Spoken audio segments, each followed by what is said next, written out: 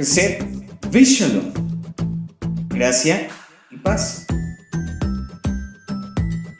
Instrúyete a través de nuestra próxima enseñanza desde la comunidad Llamas de Fuego para las Naciones, Colombia.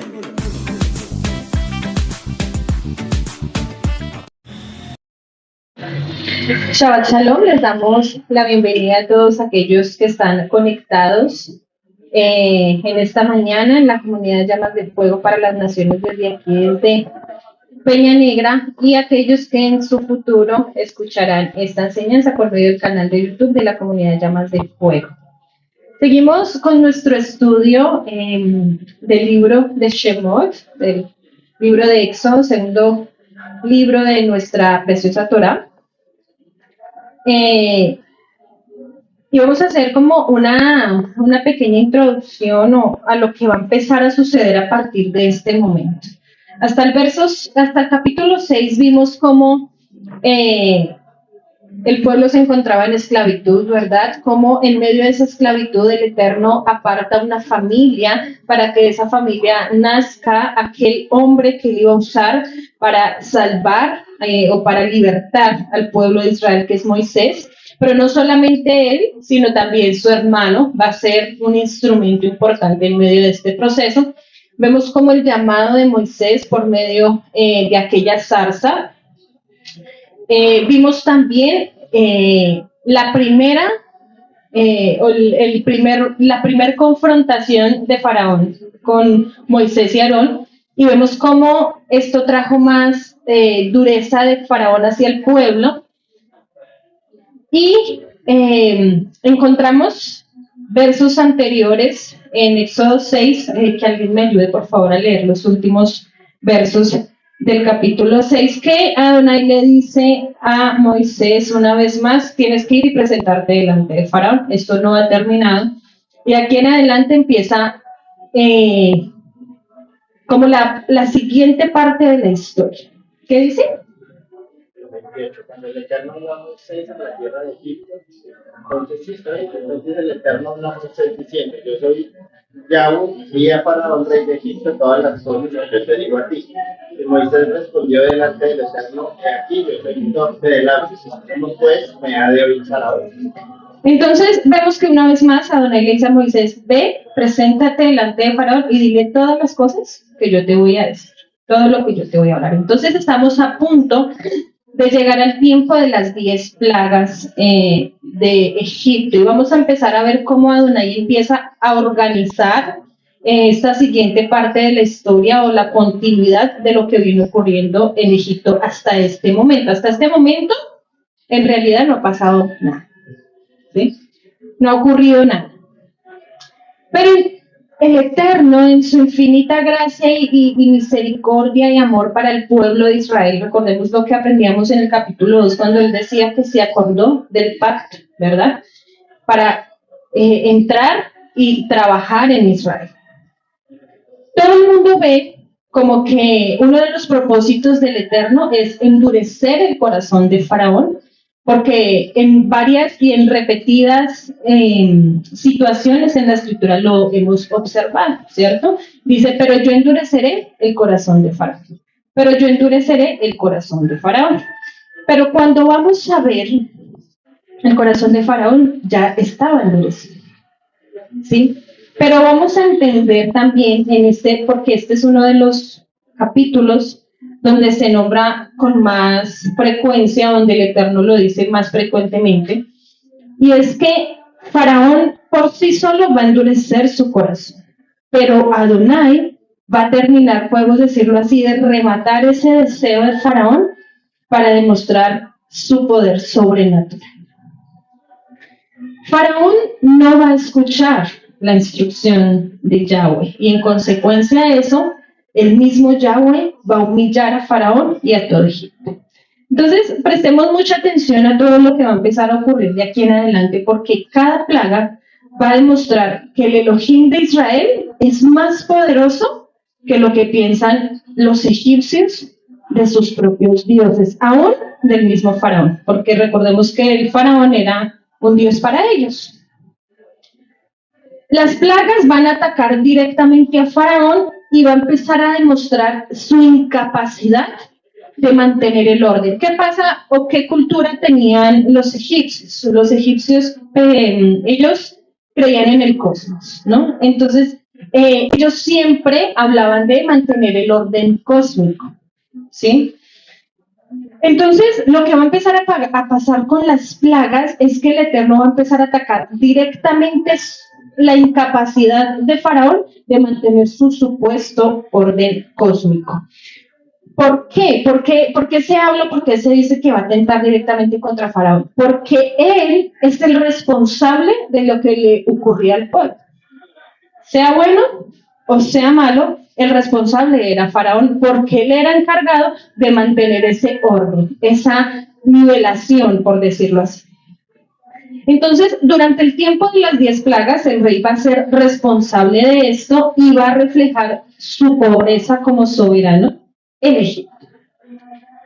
Con cada una de las plagas, Adonai va a provocar inestabilidad en los egipcios. Su orden cósmico va a ser sacudido y va a usar literalmente sus mismos motivos religiosos para hacer colapsar ese concepto que ellos tenían como orden y llevarlos al caos. Ese era uno de los mayores miedos de los egipcios, el caos. Por eso le tenían a la oscuridad, porque para ellos era el caos total. Entonces, vamos a empezar a evidenciar de aquí en adelante por qué estoy haciendo como esta introducción antes de, hoy no vamos a hablar de ninguna plaga, pero sí vamos a empezar a ver que hoy empieza la confrontación directa a Faraón, ¿sí? Y a partir de aquí vamos a ver el siguiente Shabbat, que sí dentro de este capítulo 7 vamos a hablar de una de las primeras plagas que viene sobre Egipto y lo que va a empezar a traer para este pueblo. Sabemos, como lo leímos ahorita en el último verso del capítulo 6, que de cierta forma Moisés se sentía incapacitado o indigno, de convencer a Faraón, ¿sí? Decirle, venga, deje salir al pueblo. En repetidas ocasiones lo dice, si no estoy mal, hasta este punto lo ha hecho 3 veces. En el llamado, en el capítulo 6, en una parte que nos enseñaron, cuando habla de los labios incircuncisos, y vuelve y lo habla finalizando el capítulo 6. Entonces ya son 3 veces en las que él dice al Padre, no me siento como en la capacidad de hacerlo. Él sentía que sus labios eran incircuncisos y temía que por esta razón fuera tropiezo en los planes del Eterno y temía que no se cumpliera la voluntad de Adonai. Pero vemos cómo, una vez más, el Eterno le explica a Moisés con todo el amor y le dice, venga, aunque en la escritura no lo dice, pero es como que le digo, venga, yo lo escogí a usted para que fuera mi mensajero. Usted va a escuchar mi voz. Esa va a ser su tarea, escuchar mi voz. Y usted se lo va a comunicar a Aarón, que va a ser su vocero, va a ser aquel responsable de transmitir el mensaje público afuera. Entonces vamos a empezar ahora sí, con lo que nos dice Éxodo 7. Dice Éxodo 7:1. Yahweh dijo a Moisés, mira, yo te he constituido Dios para Faraón, y tu hermano Aarón será tu profeta. ¿Qué significa que Moisés ha sido constituido por Dios? Dice, ¿cierto? El mismo Eterno le dijo, yo te he constituido Dios para Faraón. Cuando vamos a ver en el original, esta palabra Dios es Elohim. Y uno de sus significados más acertados es juez. Entonces, no quiere decir que ahora Moisés va a ser un Dios, porque estaríamos yendo en contra de lo que el mismo Eterno abomina y es la idolatría, ¿no? Ahora, Moisés tampoco le iba a quitar el lugar al Eterno, sino que el Padre lo que le estaba diciendo es que te voy a entregar tal autoridad delante de Faraón que tú vas a jugar un rol muy importante como juez en la vida de Faraón. ¿Sí? Y esto es bien particular porque Faraón se ve a sí mismo como un dios. ¿Sí? Entonces prácticamente también lo que el Eterno le estaba enseñando, mostrando es de que sí, tú vas a conocer al Elohim de Israel, pero te voy a poner a un igual. ¿sí? Que es Moisés. Te voy a poner un nombre que es igual que tú y te voy a demostrar que un hombre con mi poder, ¿sí? Puede hacer cosas mayores que un hombre que se dice Dios, que va a quedar humillado. Esto es lo que simbolizan las palabras del Eterno para Moisés. Esto es hacerlo como un juez, hacerlo como un Elohim para Faraón. Ahora vamos a encontrar algo muy maravilloso en medio de esta, ¿cómo decirlo? Eh, de esta línea espiritual que nos está marcando Éxodo 7, porque nos habla de que tenemos un Yahweh que va a constituir a Moisés como aquel que va a recibir su instrucción, pero hay un tercero, y ese tercero es Aarón, que va a ser, dice, y tu hermano Aarón será como tu profeta. Y entendemos que es algo tan hermoso lo que nos enseña la escritura de la relación que debía tener Yahweh tan íntima con Moisés, o Moisés con Yahweh, pero al mismo tiempo Aarón con Moisés. O sea, tenía que ser una sola línea. Los dos tenían que estar en un mismo espíritu conectados a Adonai para que el mensaje llegara tal cual como debía llegar. ¿Sí?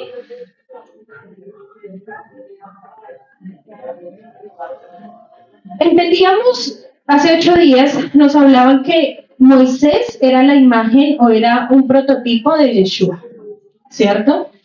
Y muchos estudiosos también comparan esta parte que les estoy, o que vemos en Éxodo 7 con lo que representa Yeshua. Está el Padre, ¿sí? Está Yeshua, que es el intercesor o el intermediario, como lo fue Moisés. Y está también, unos dicen que el tercero es el Ruach HaKodesh, que en este tiempo vendría a ser así, pero en el tiempo de Yeshua, el tercero fue aquel que anunció la llegada del Mesías, que fue Juan el Inmersor.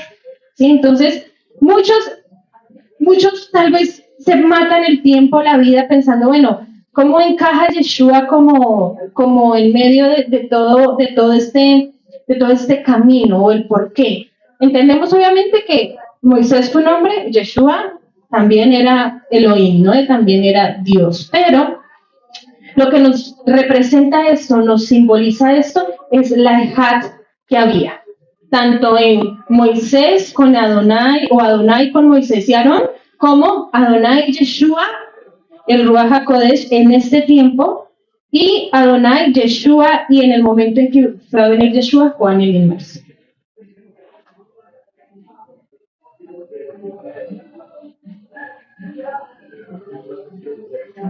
Entonces, encontramos que en la escritura hay dos grandes mediadores.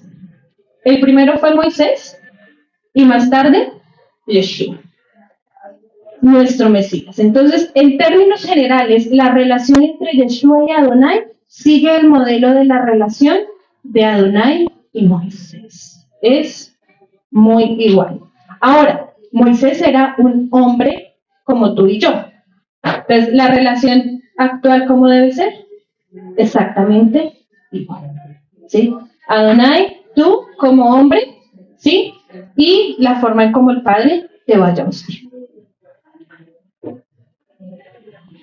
En el hebreo encontramos dos palabras, como les dije anteriormente, cuando habla de que te he constituido como Dios, es la palabra Elohim, que es aquel que pone las cosas en orden, juez, también Dios, y es el que, o Moisés, es el que va a representar, o el representante de Adonai en este escenario. Y dice la escritura, tu hermano Aarón será tu Naví. Es decir, que el Padre va a colocar a Moisés, el mediador, en el papel, por llamarlo así, de un ser divino, un Elohim, como un Dios, pero Aarón siendo el portavoz terrenal de lo divino. Entonces, la palabra hebrea para Naví tiene 4 letras. Aquí les puse.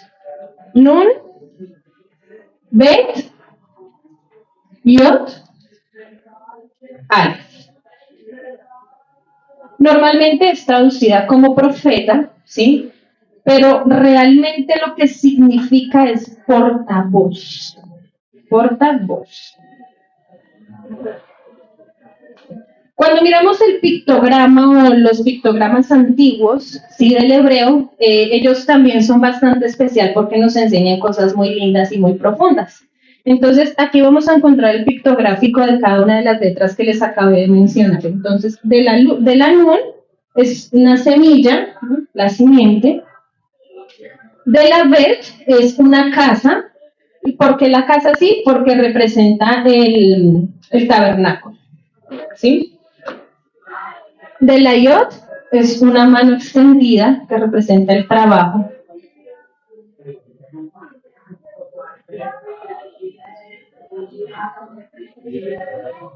Y la Aleph, que es un toro, ¿sí? Representa fuerza o autoridad. Aquí también, discúlpenme, se me pasó, en Bet es importante también porque uno de sus significados es lo que sucede dentro de la casa. Y es importante para lo que vamos a aprender. ¿Listo? Entonces, esto es ¿qué? La palabra Naví, portavoz. Entonces, todo esto traduce aquel que pronuncia las palabras de la autoridad, o sea, ¿de quién? De Elohim. Aquel que pronuncia las palabras de la autoridad.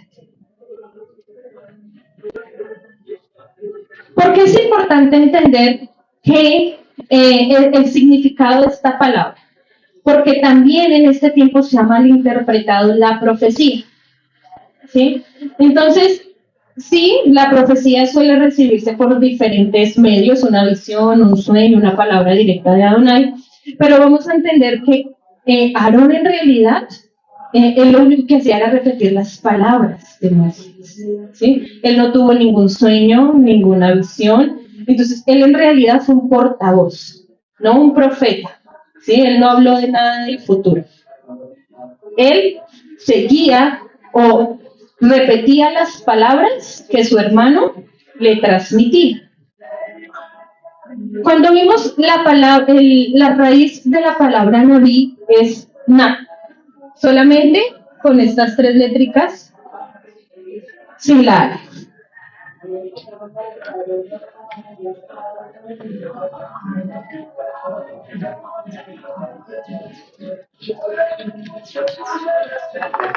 Y estas tres létricas, ya miramos su significado, ¿verdad? O el pictográfico. No.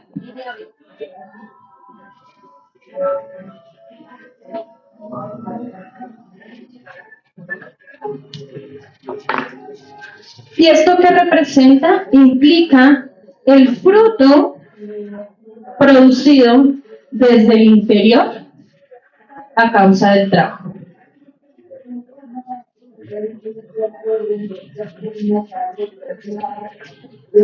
Un conocimiento de algo que no es revelado por los cinco sentidos.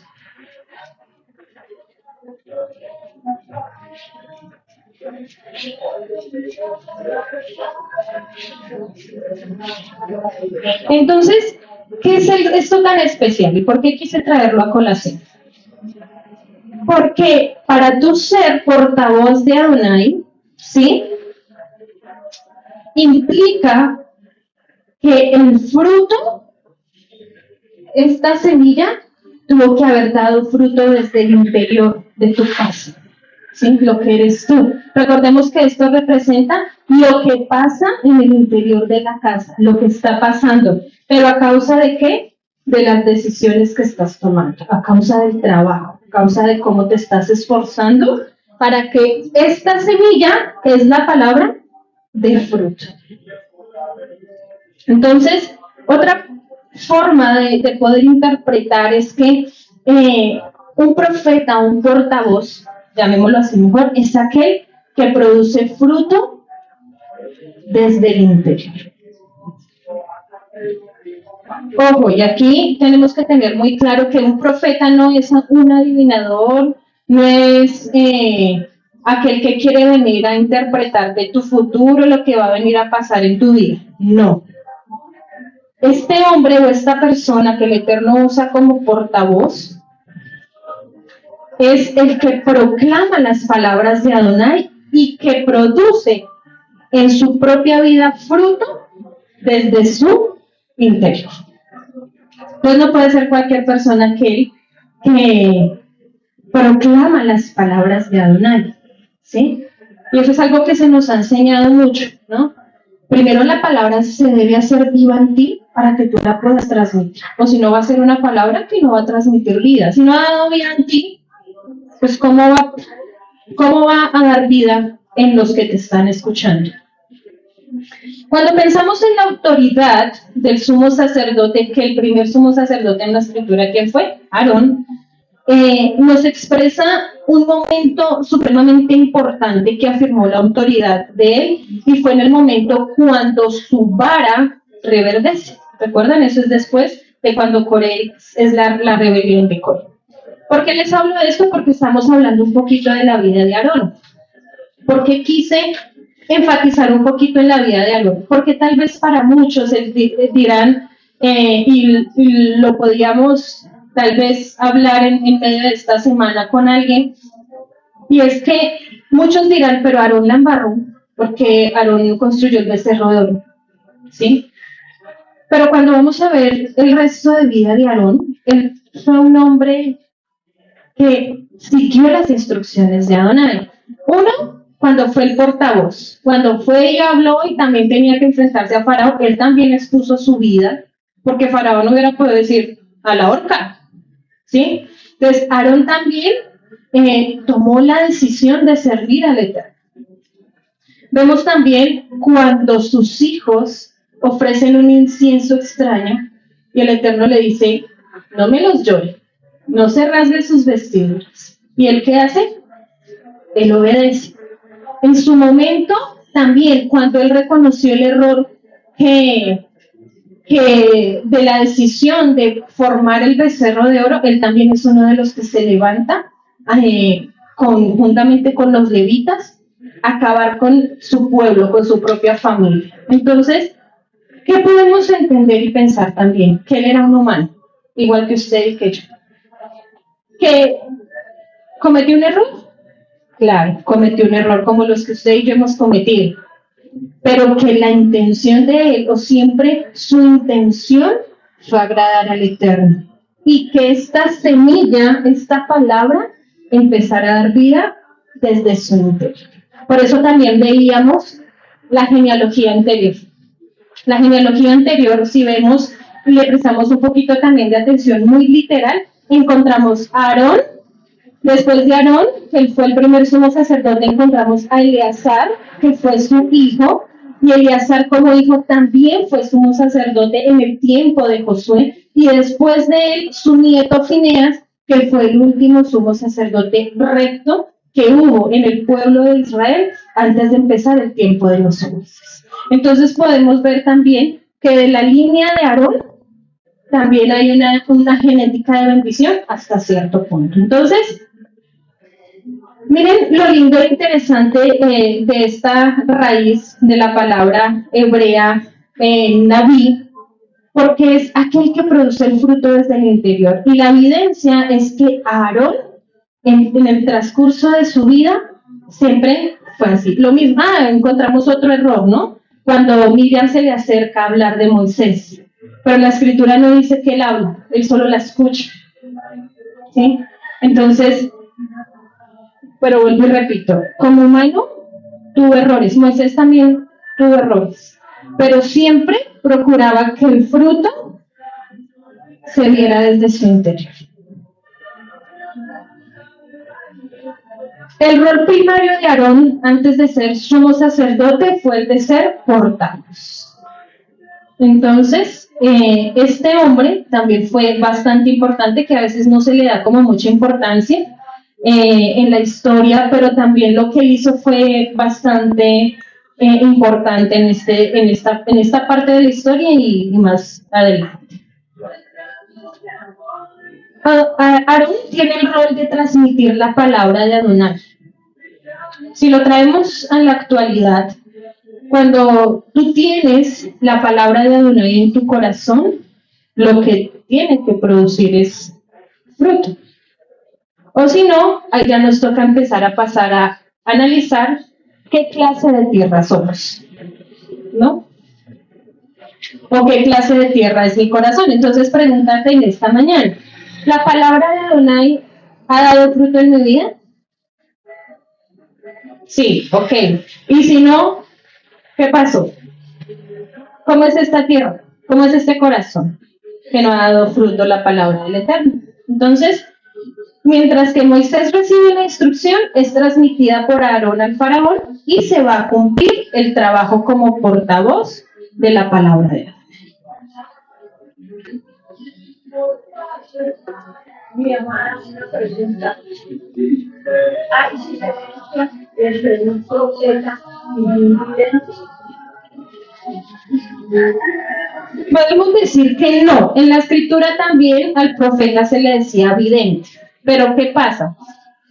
Que hay que tener muy presente los significados de las palabras, ¿no? Entonces, ¿por qué se les decía así? Porque el Padre les permitía ver algo del futuro que iba a suceder.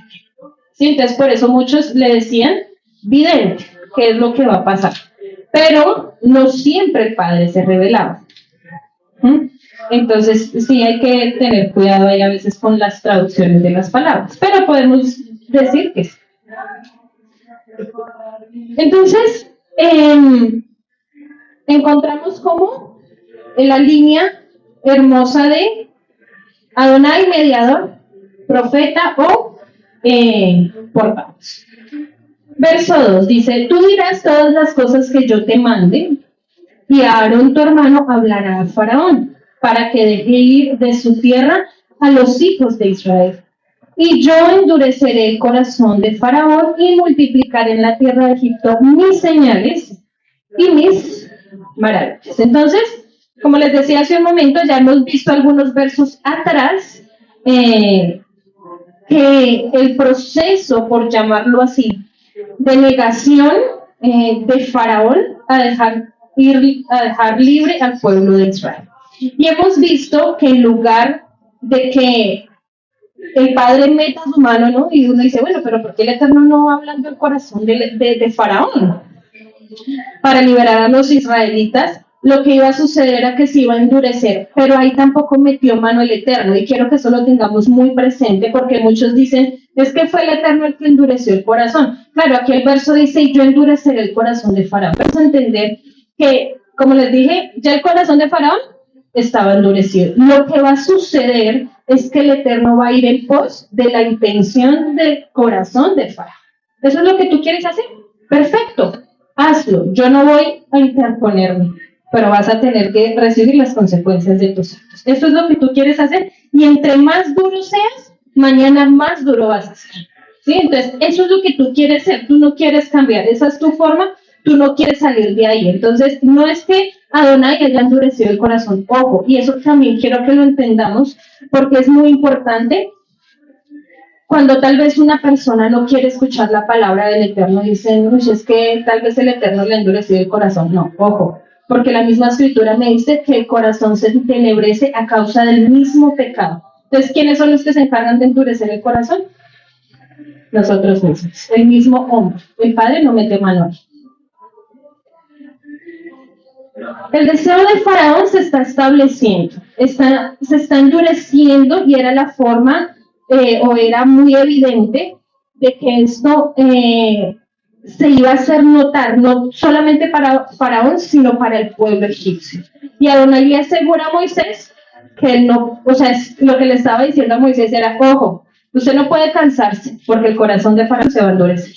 Ojo, usted no puede cansarse, porque el corazón de Faraón se va a endurecer. Es como si el Eterno le estuviera diciendo, cada vez que usted se presente delante de Faraón, el corazón va a ser más duro, ¿sí? El corazón va a ser más como roca. Y vamos a ver más adelante una profecía que nos habla de que el corazón se vuelve como un diamante.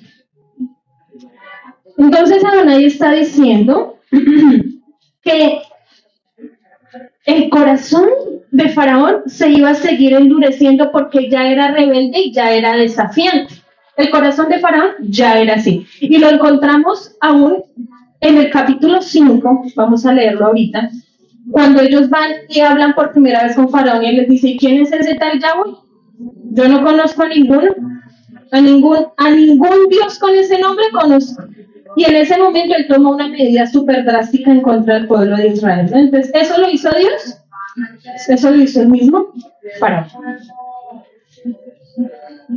Entonces, el corazón de Faraón ya era duro, ya era rebelde, ya era desafiante, y con el fin de mostrar a Egipto que él tenía el poder, fue que tomó malas decisiones. Pero el Eterno, por eso en el verso 2 dice, me voy a encargar de que ellos me conozcan por medio de mis señales y de mis prodigios, a fin de que Egipto sepa quién es Yahweh, creador del universo. Entonces, lo que vamos a observar es que no se trata de convencer a Faraón, sino de que Adonai quería que Egipto, Faraón, incluyendo a Faraón, pero también Israel, fueran conscientes del poder y de su gloria.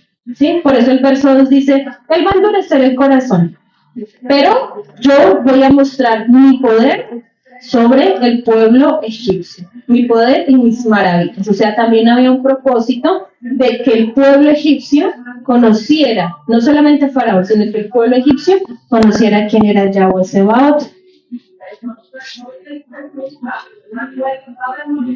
Entonces, vemos al final de todo esto que Faraón es el que tiene que dar el permiso para que Israel salga. Pero Adonai quería que todo el pueblo supiera quién es él. ¿Por qué? ¿Por qué? Porque, o sea, el Padre, ¿por qué no obró tal vez más sencillo? Podemos pensar muchas cosas, pero sin duda lo que nos habla la Escritura es para que ellos olvidaran su panteón egipcio, por llamarlo así, y reconocieran a Yahweh vivo, a Yahweh Sebaot. También que por medio de sus maravillas ellos entendieran que Faraón no era un dios, que él era un simple humano. ¿Por qué? Porque vamos a ver incluso que al final de todo esto, muchos egipcios también salen con el pueblo de Israel, porque se dan cuenta que ninguno de sus dioses es tan grande como el Dios verdadero, el del pueblo de Israel. Quiero que vayamos a la escritura Mateo 13:15.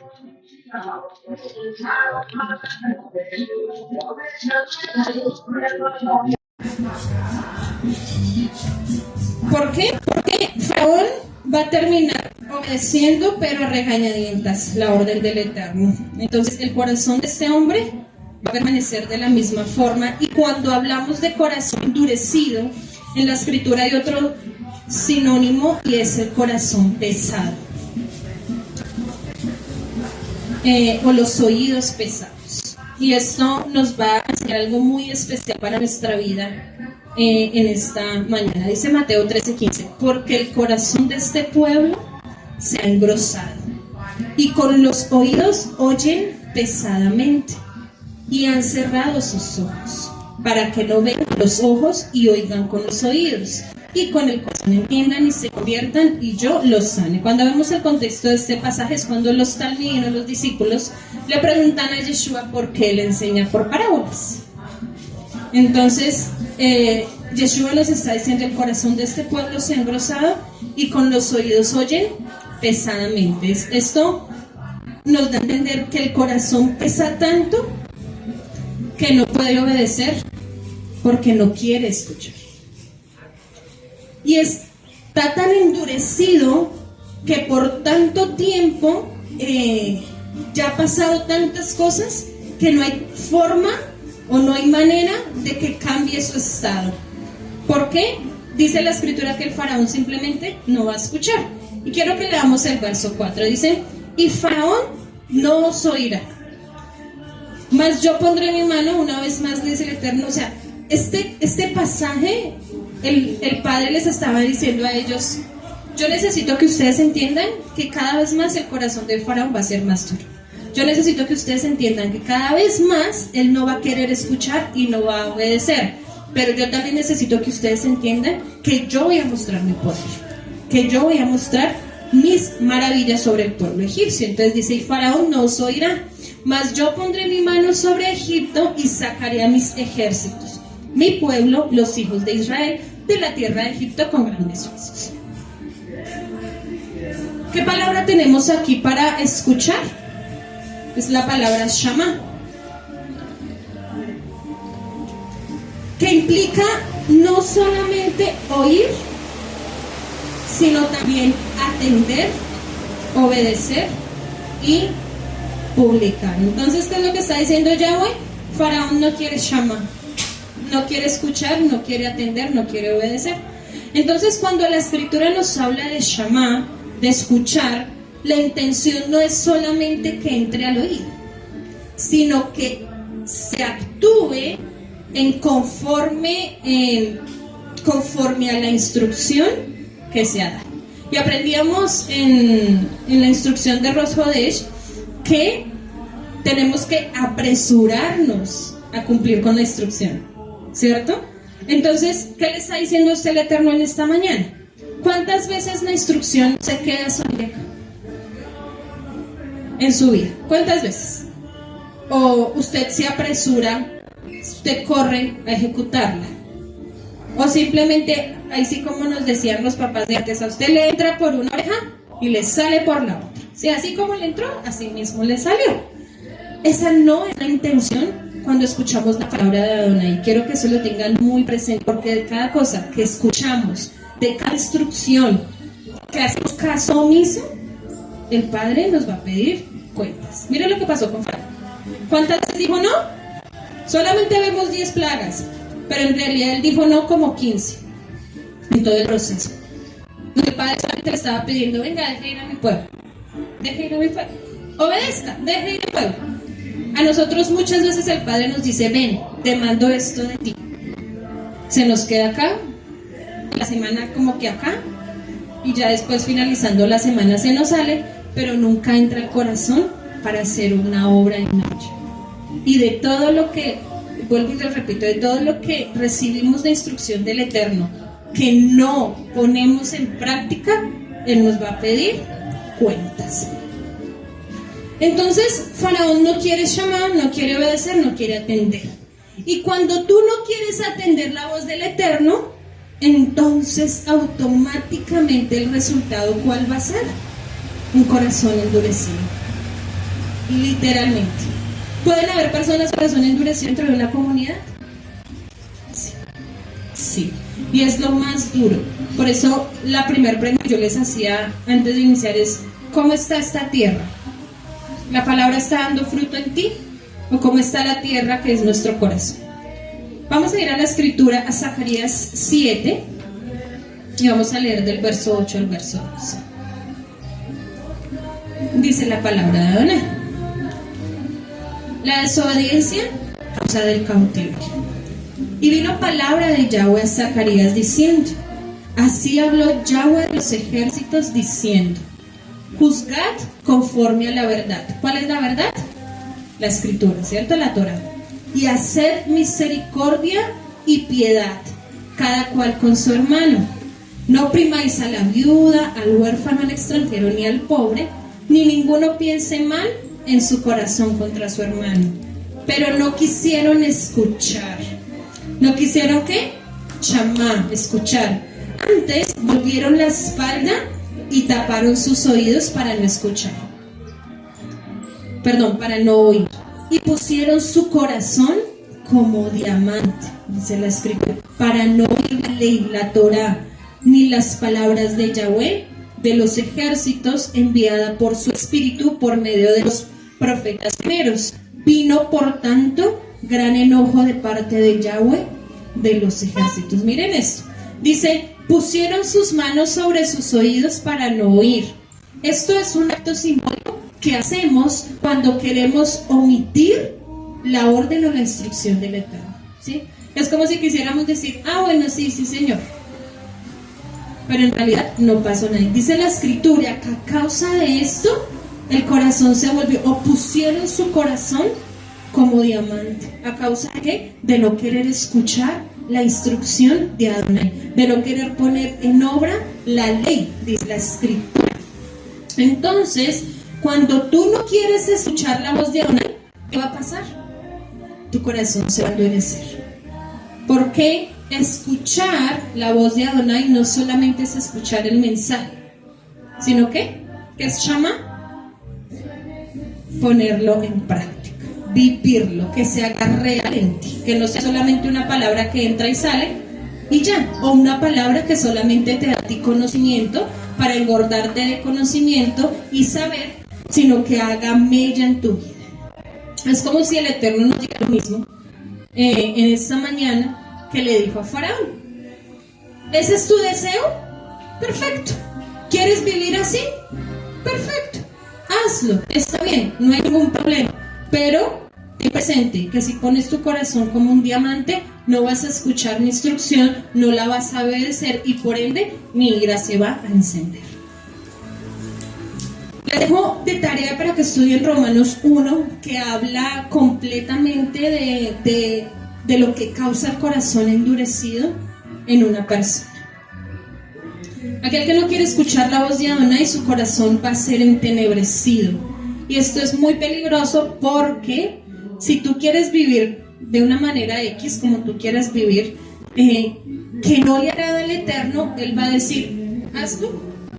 Se va a endurecer tu corazón y simplemente vas a salir del propósito de Adonai. ¿Sí? Ya como que eso es lo que tú quieres hacer, perfecto, hazlo, ya no me compete tu decisión, pero en su momento vas a ver también consecuencia de lo que decidiste.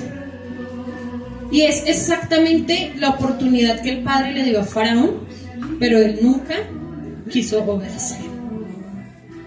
Ahora, el Eterno no quería que los israelitas salieran de Egipto solamente por la bondad del rey, porque eso no iba a ocurrir. O sea, eso era muy difícil de que él dijera: si mis esclavos, aquellos que me han hecho todas las ciudades, que han hecho todo, los voy a dejar irse.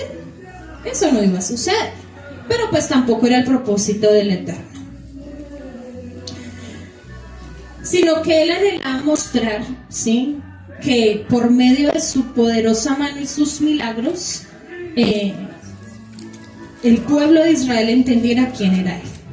Ahora, hay tres motivos principales precisamente por los que empieza la confrontación a Faraón y por los que vienen las plagas. El primero y el más obvio es que ellas iban a incrementar de intensidad y iban a llevar a Faraón a libertar a Egipto, lo iban a obligar. El segundo iba a ser un castigo para Faraón y para los egipcios por el sufrimiento que ellos le causaron a Israel desde muchos años.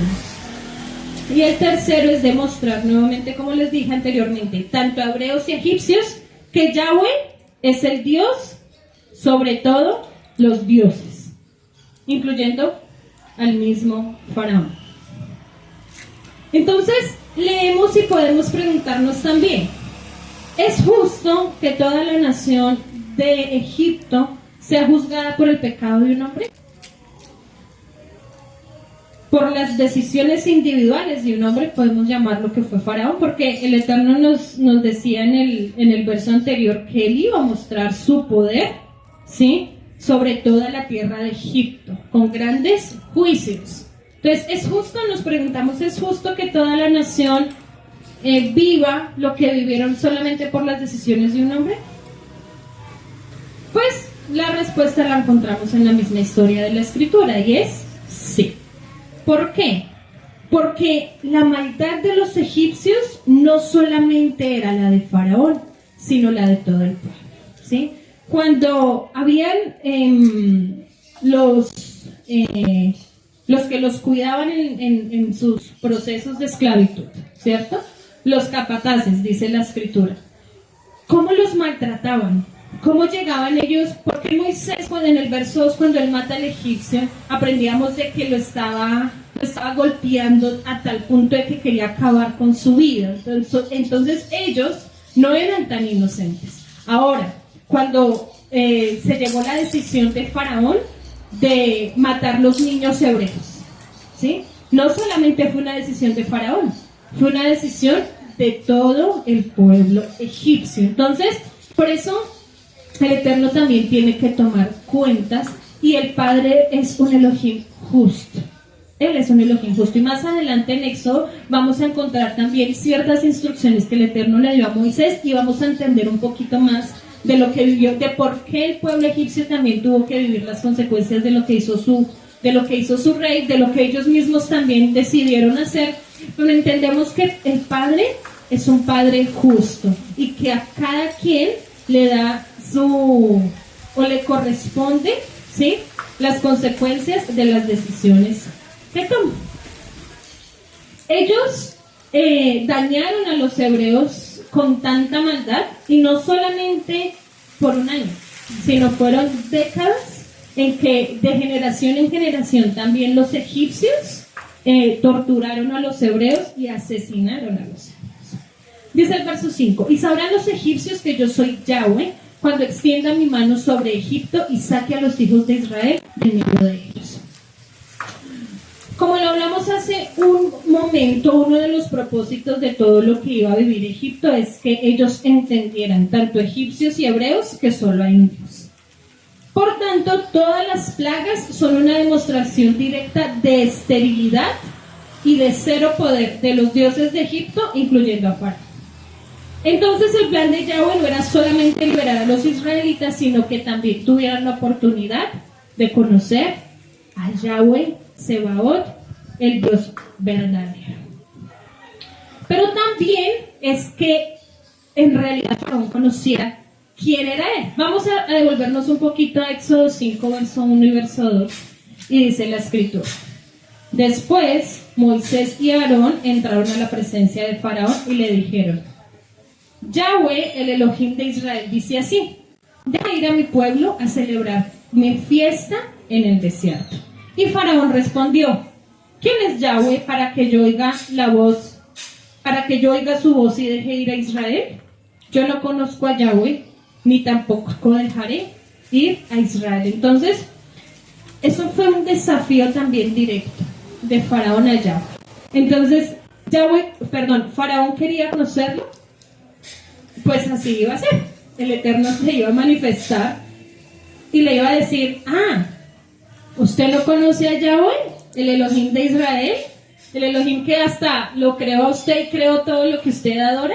Bueno, pues ahora me va a conocer. Y por eso vemos que cuando el pueblo de Israel sale, aún el mismo Faraón pide que Yahweh lo bendiga, porque él entiende que solamente existe Yahweh, el que se le presentó y le exigió que dejara libre a su pueblo. Entonces, miren que el Eterno toma en cuenta cada una de las palabras. Y en este momento Faraón dijo: yo no conozco a ningún Yahweh, ¿quién es ese para que yo lo escuche? ¿Ven que desde ese momento sus oídos estaban pesados? Entonces Yahweh dice: listo, ¿me quieres conocer? Me voy a presentar como soy, con todo mi poder, para que me conozcas. No solamente para que me conozcas, sino para que tu pueblo también me adore. Y ahí también fue como un acto de humillación para Faraón. Y eso pasa en nuestra vida también. Muchas veces le decimos al Eterno: yo quiero conocerte. ¿En qué forma queremos conocerte? ¿Sí? Queremos conocerte como el Dios amoroso, como el Yahweh que me ama, que me escogió, que me apartó, que entregó promesas. Pero no quiero el Yahweh que corrige, el Yahweh que exhorta, el Yahweh, ¿cierto? Si nosotros decimos conocerlo, tenemos que conocer todos sus atributos. Y eso es algo duro. Eso no es fácil de decir: quiero conocerte. ¿En qué forma queremos conocerte? ¿En qué forma anhelamos que Él se manifieste a nuestra vida? ¿Sí? ¿Con qué intención le estamos diciendo a Él: quiero conocerte? Dice el verso 8: habló Yahweh a Moisés y a Aarón. Verso 6: e hizo Moisés y Aarón como Yahweh les mandó, así lo hicieron.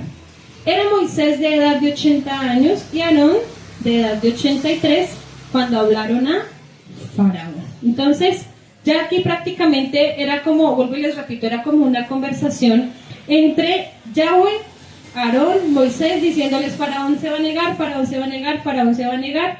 él va a tener endurecido su corazón, pero mi propósito es este, yo me voy a manifestar a su vida, me voy a manifestar a la tierra de Israel, perdón, a la tierra de Egipto, muchos me van a conocer, y ellos dicen que hicieron como Yahweh les mandó. Pero hay algo lindo acá. ¿Por qué nos ponen la edad de estos dos hombres? Quiero que meditemos en algo. Esto nos da a nosotros una confirmación de lo que hablamos en el verso 2, de que Aarón era como aproximadamente 3 años mayor que Moisés. Y es que, pero hay algo muy bonito que nos enseña esto para nuestra vida, y es que no hay una edad exacta que tú digas, no, hasta aquí me llegó el servicio al Eterno. Porque ellos hasta ahora con 80 y con 83 estaban empezando su ministerio. Ahora, entendemos que en ese momento el pueblo vivía más años, ¿no?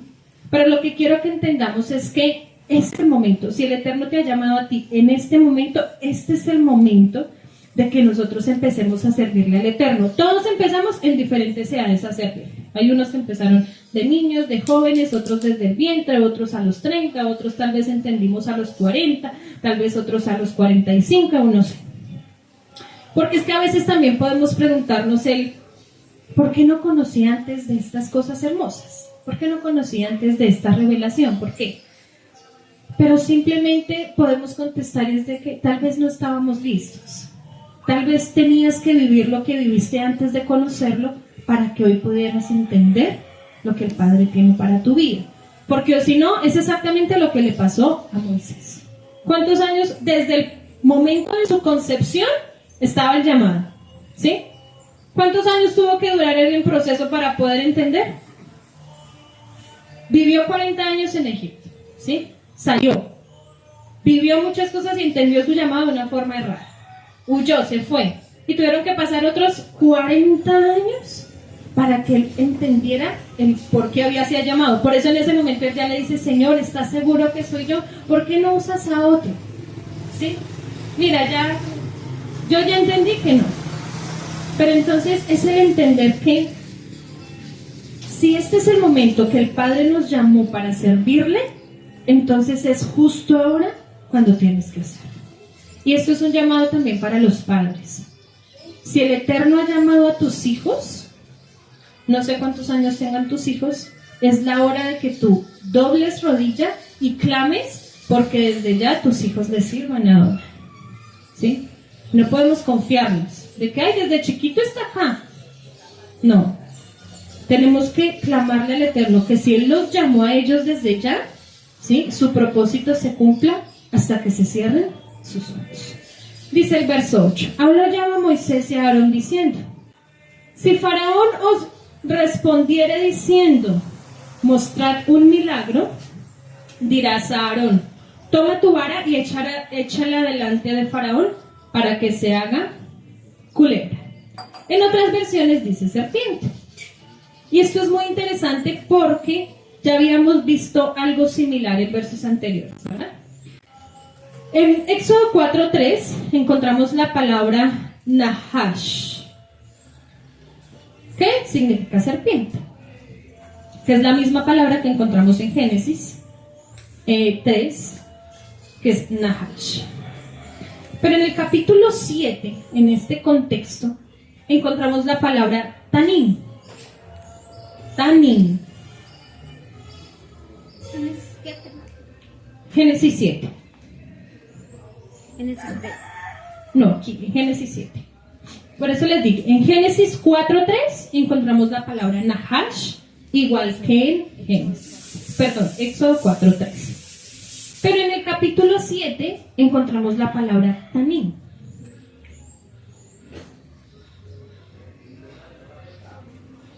Que se puede traducir como serpiente, pero también se puede traducir como dragón o como monstruo, refiriéndose, o es la palabra que se utiliza para hablar de los monstruos marinos que nos habla en Bereshit.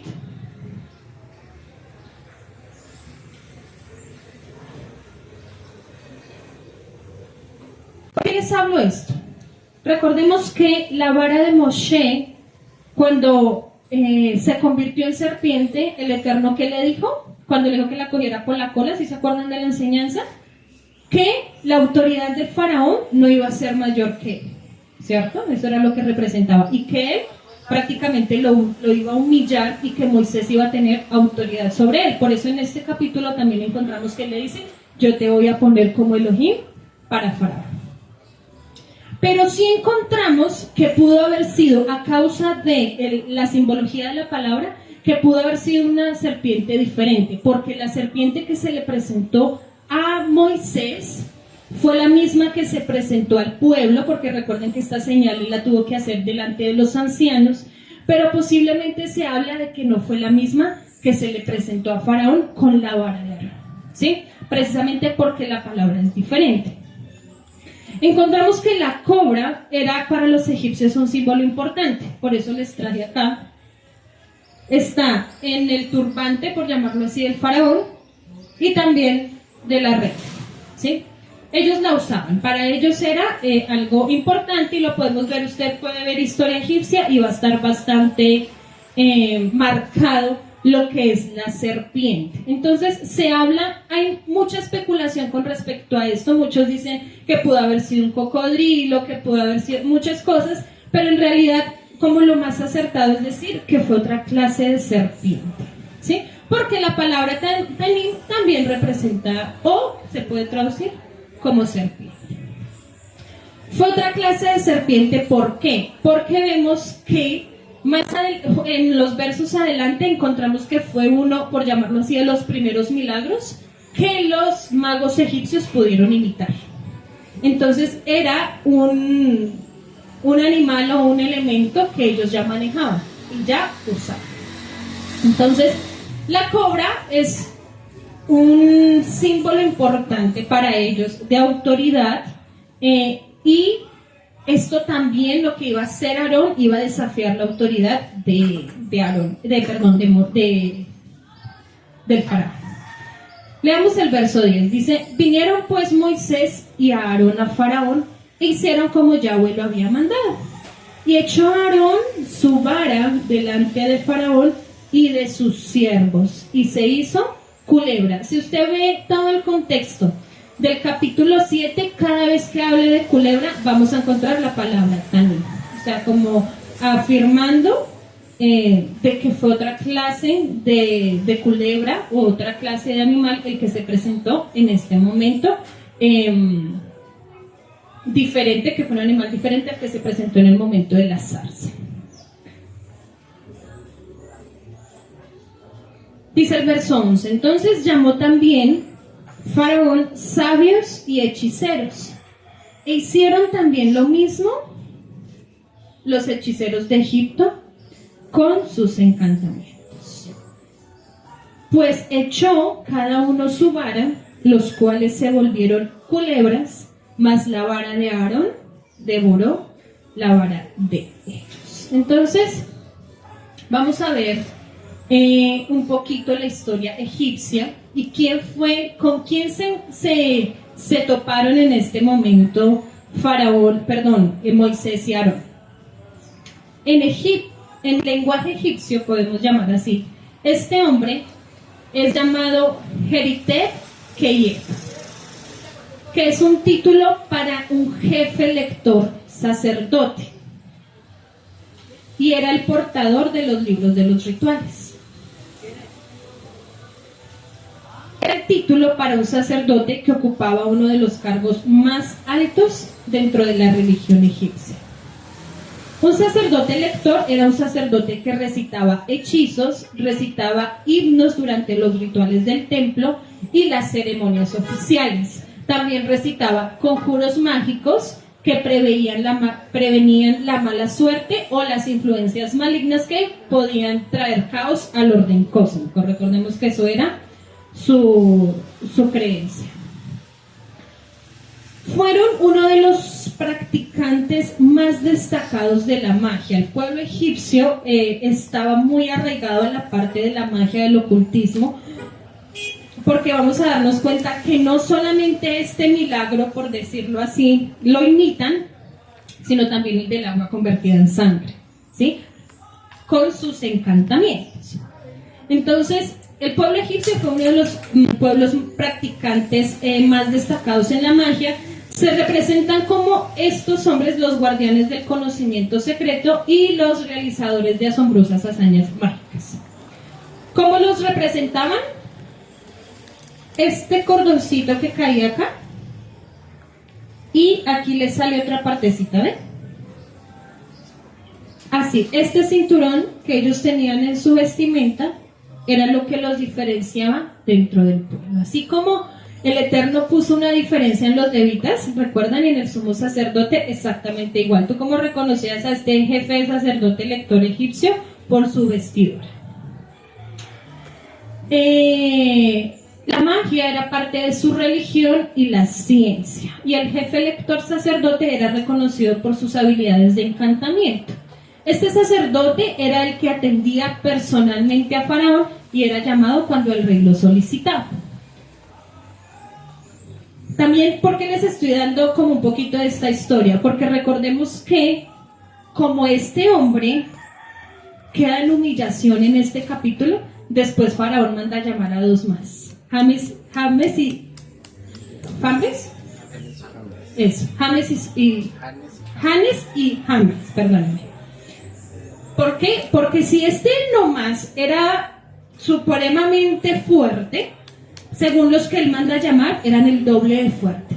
Entonces, lo primero con lo que se encontró Aarón y Moisés fue con una resistencia espiritual bastante pesada. O sea, a veces pensamos que fue como muy sencillo, vaya y de las palabras del Eterno y se van a cumplir las plagas, pero en realidad cuando vemos todo el contexto, todo lo que era oscuridad, magia, hechicería, ellos tuvieron que enfrentarse. Fue como uno de los primeros obstáculos que se les presentó, porque las dos primeras señales se las imitan, les logran imitar esto. Entonces, nos podemos preguntar eso, ¿no? ¿Cómo fue posible que los encantadores y los magos imitaran los milagros de Moisés? Porque no fue solamente el de la vara, sino más adelantico vamos a ver que imitaron el del agua convertida en sangre. Algunos actos involucraban trucos o mera ilusión, y otros pudieron utilizar también pues poderes ocultos, porque ellos, recordemos que en su ideología adoraban el mundo de los muertos, ¿sí? Para ellos era bastante fuerte esta creencia. Y sabemos que detrás de cada ídolo, nos dice la escritura, hay un demonio, ¿sí? Detrás de cada ídolo hay un demonio. Entonces, los egipcios adoraban a los muertos como parte de su religión. Pero cada vez que los encantadores egipcios imitaban las plagas de Moisés, empeoraban las cosas. Si ellos hubieran podido ser tan poderosos como Adonai, ellos habían podido revertir las plagas, no añadirlas. Entonces, ¿qué nos enseña esto también? Que el enemigo nunca va a poder competir con el Eterno, ¿sí? ¿Qué es competir con el Eterno o qué es traer una solución? Esta. Los egipcios necesitaban que la plaga fuera quitada. Ellos lo único que podían hacer es, no les podemos quitar la plaga, pero les podemos imitar el milagro. ¿El enemigo también hace milagros? Sí. ¿El diablo también hace milagros? Sí, y eso lo tenemos que tener presente, lo tenemos que tener en cuenta. Nuestro Padre puede obrar milagros, pero el enemigo también, y eso es lo que va a llevar a muchos a que en los últimos tiempos pierdan la verdad del Eterno simplemente por un milagro, y es ahí donde nosotros debemos cuidarnos mucho. ¿Qué pasó? Ellos imitaron el milagro y lo pudieron hacer como una forma de ilusión. Por eso la humillación vino cuando la vara de Aarón o la serpiente de Aarón se come a estas dos, ¿sí? Fue la humillación tanto para la autoridad primera, ¿sí? La deidad, el faraón, su reina, como para el sacerdote, ¿sí? Del poder de Adonai. Empezaron a conocer a Yahweh, pero también haciéndonos entender que es muy fácil hacer un milagro. Ellos lo hicieron con encantamientos, con hechicerías, con cosas. Dijeron, mire, usted convirtió uno, nosotros convertimos dos, le ponemos el doble, ¿sí? También lo hicieron, pero ¿qué es lo que nos enseña a nosotros la escritura? acerca de esto. Y quiero que lo tengamos muy presente porque ¿qué estás esperando tú en tu vida? ¿O qué anhelamos del Eterno? Porque muchas veces, vuelvo y repito, nos dejamos ver, guiar por el milagro. Y hay algo que hemos aprendido y es que el milagro puede suceder, ¿sí? Lo poníamos de ejemplo cuando el agua de la roca. El agua brotó de la roca. ¿Pero qué pasó en ese momento? Moisés se perdió la oportunidad de entrar a la tierra prometida. Un milagro puede venir a tu vida, pero eso no va a hacer que conozcas allá. Porque eso también lo encontramos por medio de la vida de Faraón. El verso 13 dice lo siguiente, dice, el corazón de Faraón se endureció una vez más y no los escuchó como Yahweh lo había dicho. Como les dije anteriormente, Faraón al final de todo esto, él accede a que el pueblo se vaya. En ese momento, él aún le pide a Yahweh que lo bendiga. O sea, él reconoce que Yahweh es el único Dios. Pero esto lo llevó a él a ser justo. No. Solamente el que tú reconozcas a Yahweh como el único Yahweh, como el único Elohim que hay, no va a pasar nada en tu vida. Solamente con reconocerlo, solamente con decir, no, es que ya no es Dios, yo ya entendí que ya no es Dios, sino que ya es Yahweh, o que tiene pues sus nombres hebreos, que la palabra, que la escritura ya no es la que tenemos, sino que tiene un contexto hebreo. Solamente con reconocer esas cosas no va a pasar nada en tu vida. Porque eso son cosas superficiales. ¿Nos enseñan cosas muy bonitas? Sí. Y eso es también lo que nos enseña Faraón. Él se vio tan golpeado por el Eterno que él dijo, sí, reconozco que tú eres Yahweh, bendíceme porque tú eres un Dios, sí, bendíceme. Pero de ahí a que él se humillara y reconociera y empezara a adorarlo y se sometiera a su voluntad, no, porque él nunca lo quiso escuchar. Él lo hizo porque ya estaba arrastrado, ¿sí? Y aún después de ese momento, su corazón se endureció más. Y es cuando sale persiguiendo a los a los hebreos. Y todo su ejército queda debajo de las aguas. Entonces, tenemos que tener claro algo, y es que yo no puedo creer en el Eterno o servirle al Eterno de una manera religiosa por temor al castigo o por temor a lo que pueda venir a mi vida, sino que tengo que entender la justicia de Adonai. ¿Cuál es la justicia de Adonai? ¿Quién es el que me justifica? Yeshua, ¿sí? Entender lo que hizo, entender su obra. Creer, sí, que Él existe y que es tan real, pero solamente el creer no sirve de nada. Dice la Escritura que los demonios, ¿qué? Creen y tiemblan, pero no se sujetan.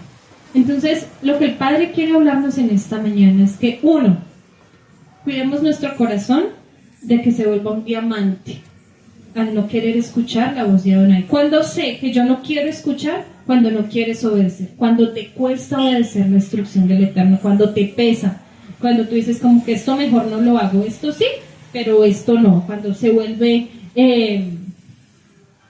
carga pesada la instrucción de Adonai.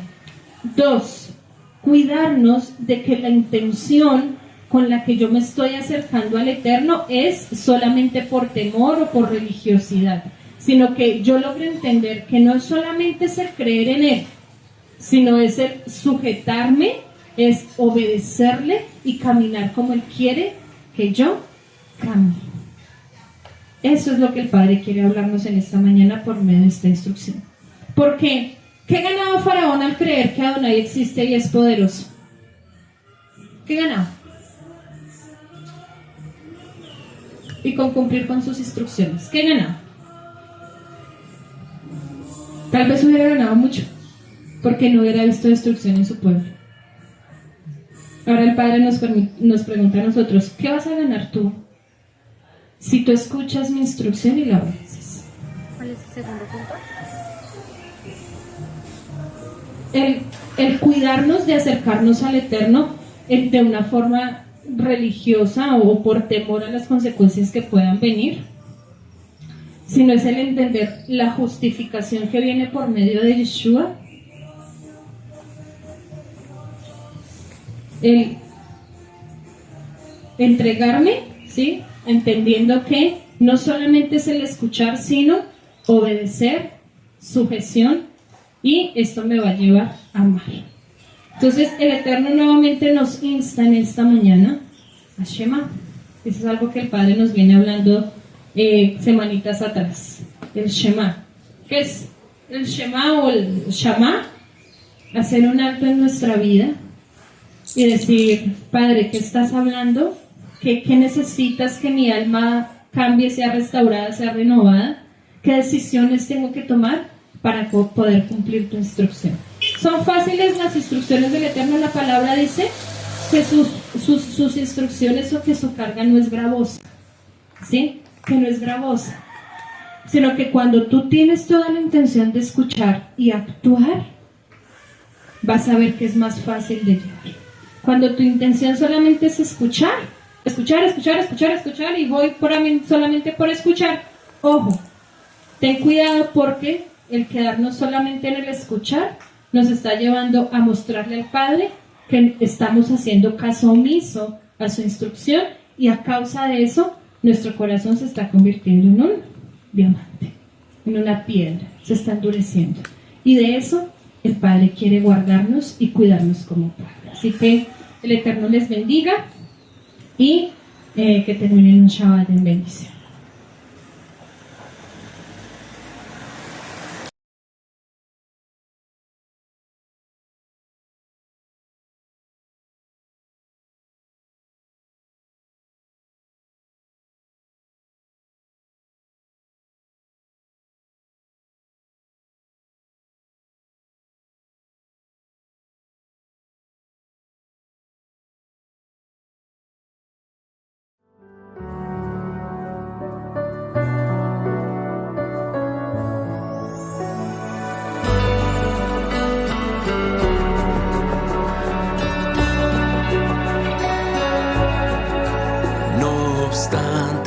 He aquí, vienen días, dice el Señor, cuando no se dirá, vive Dios quien hizo subir a los hijos de Israel de la tierra de Egipto. Viene un éxodo que es mayor en el fin de los tiempos, y se dirá, vive Dios quien hizo subir a sus hijos del norte y de todo lugar, y aunque un tiempo los dispersó, los hará regresar desde toda nación. Pronto vendrá su Salvador y de un extremo del cielo al otro los rescatará.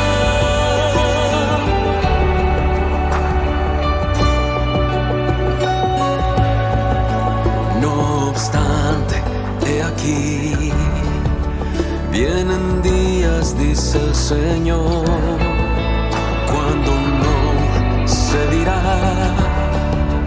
vive Dios quien hizo subir